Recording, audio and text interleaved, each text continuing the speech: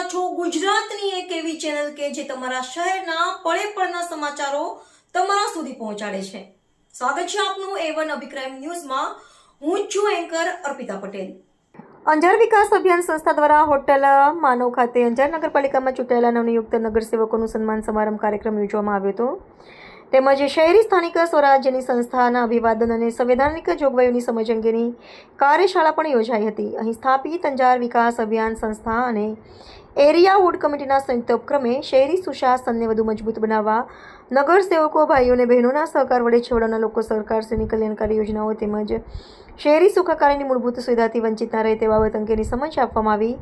કાર્યક્રમમાં સંસ્થાના પ્રેમભાઈ વિરાણીએ પ્રોજેક્ટ અંગેની વિસ્તૃત સમજ અને આગામી આયોજન અંગેની વિગતો રજૂ કરી હતી।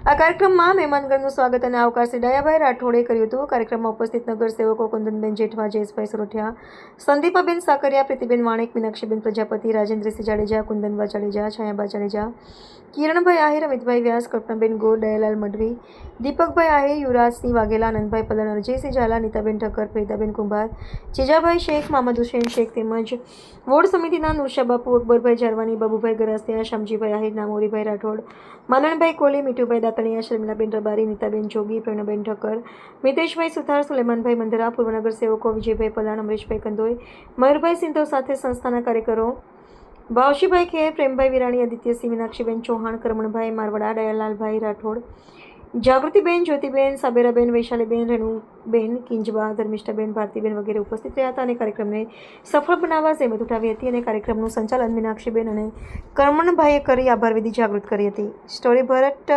ઠાકોર કચ્છ।